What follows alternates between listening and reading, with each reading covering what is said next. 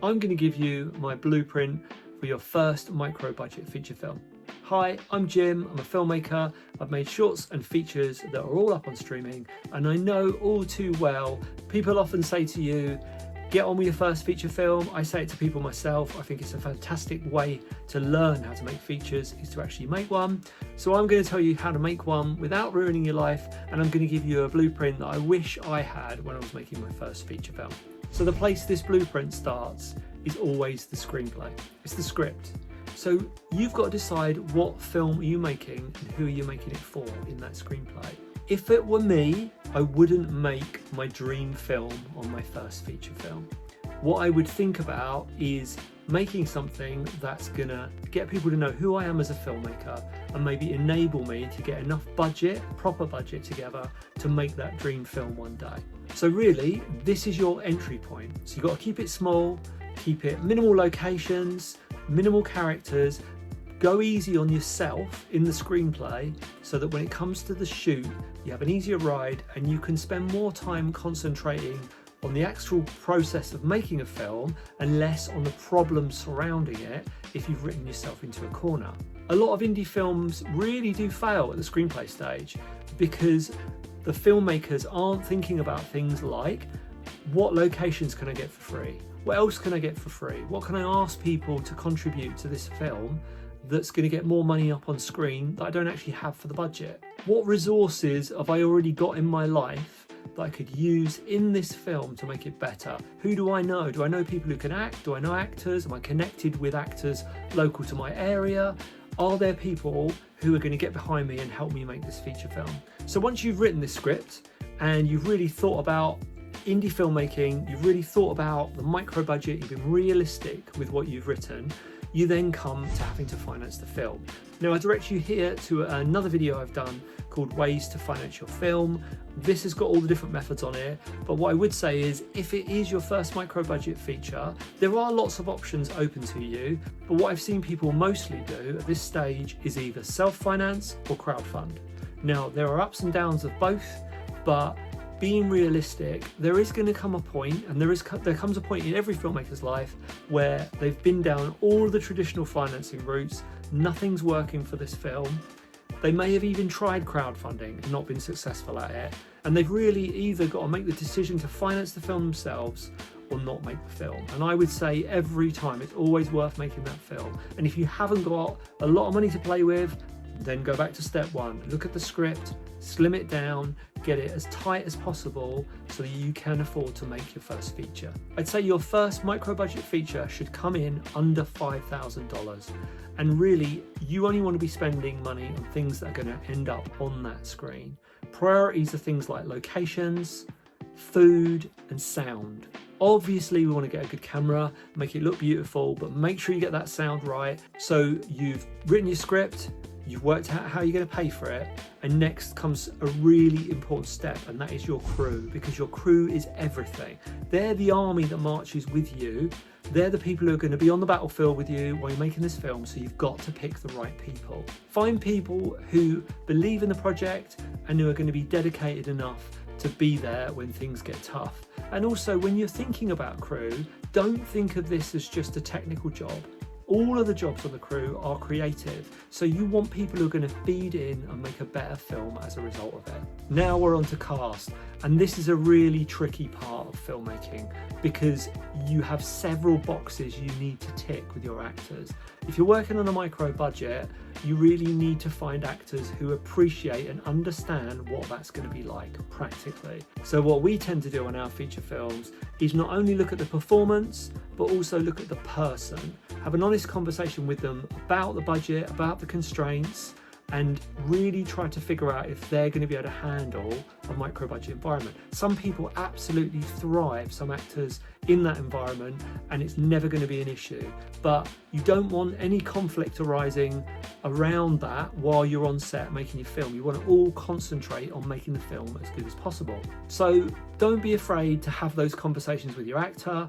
Once you've done some auditioning, Also, the other thing you need to think about is chemistry, is putting those actors together to ensure you've got the right mix and that film's all going to come together and make sense.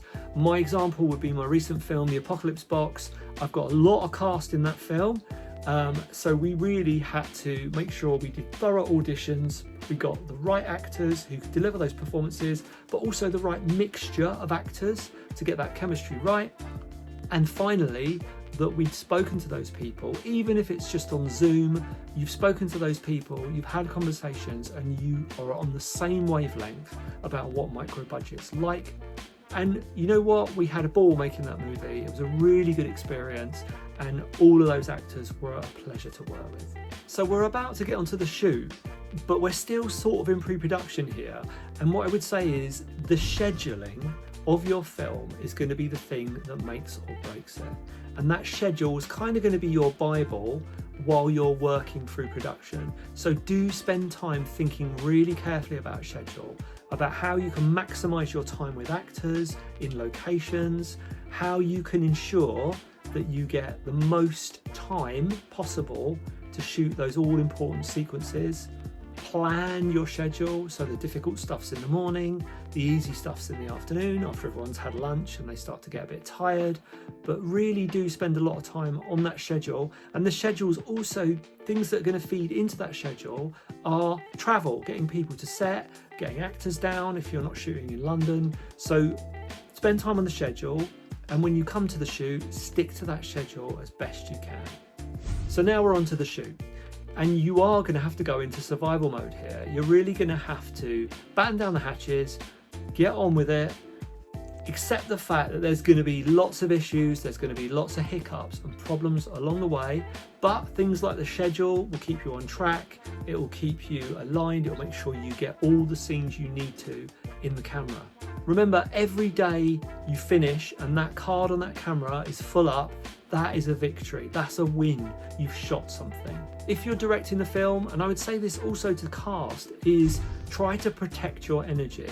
So think about things that are a distraction and things that you're going to use energy up that you might need to spend on set. So for example, myself and my wife, producer, we don't tend to go out during the shoot. It can be tempting when everybody's going out for a drink after a day on set, but unfortunately when you're filming, that time could be spent going through your storyboards, getting ready for the next day's shoot. So really protect that time and protect your energy.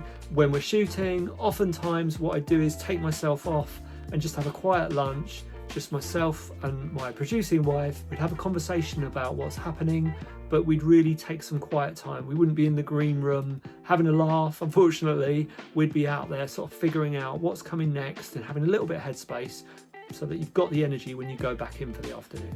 So you've survived your shoot and now you're into post-production. Now post-production is really where the film comes together, and in post-production what you need is stamina. It's a long process, and when you think it's finished, it's not finished. When you think it's finished, it's not finished. And this goes on for a while, and you really need to put in that time and effort into it, and accept that it's going to take a while. Because essentially you're on a limited budget, so you might have to wait for things to happen, or you might be doing a lot of post-production yourself on the film. So try to be patient, try to be kind to yourself. I know what the feeling's like when you've finished a film, maybe you're editing it, and it is difficult to take your eyes off of it. And if you're not working on the film, you're feeling guilty because you're not working on the film, and it's difficult to relax. So really go easy on yourself. Give yourself that time to put the film together.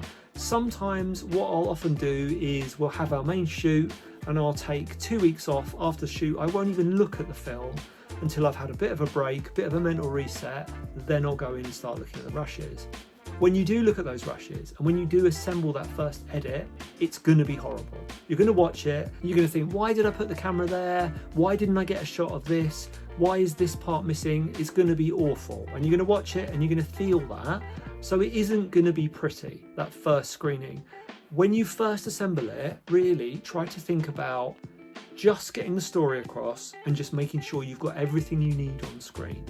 Once you've done that, you can go in and refine, and you can chip away at what's an ugly sculpture and turn it into something beautiful. So trust me, every filmmaker goes through this. You watch your first cut and you do have a lot of questions and you might mope around for a little while. But dust yourself off, get back into the edit, keep working on it. Make sure you've got some nice scenes that you really like. If there's a scene you're particularly happy about, don't feel like you have to edit the film from start to finish. Jump into the scenes you're excited about. I've often done that, and then on those days when I'm feeling rubbish and I feel like I haven't achieved anything, I can just jump onto that timeline, watch that scene and remind myself, go, oh, okay, this is what it looks like when it's working. I just need to make the rest of the film like that one scene. So your first micro budget feature film isn't going to be easy. There's going to be lots of bumps in the road, especially when you come to sales and distribution, but I would urge you, there's plenty of videos on my YouTube channel about sales and distribution. There's lots of filmmakers out there who've been down this road and lots of information about it. So definitely watch a lot of those videos, listen to the podcast talking about sales and distribution so you make the right choices at that stage. But be proud that you've actually finished the film. It's a calling card for future projects, future work, future funding. The fact that you've completed it is a massive achievement, because making a feature film is really difficult, and a lot of feature films stop at any of those hurdles I've just been through. They stop at the script stage, they don't get past financing, they don't get to the shoot, the post-production falls to pieces, or something goes wrong at sales and distribution. If you've got any tips for making your first feature film, please do chuck them in the comments below so other people can benefit from them. I do hope this has been useful.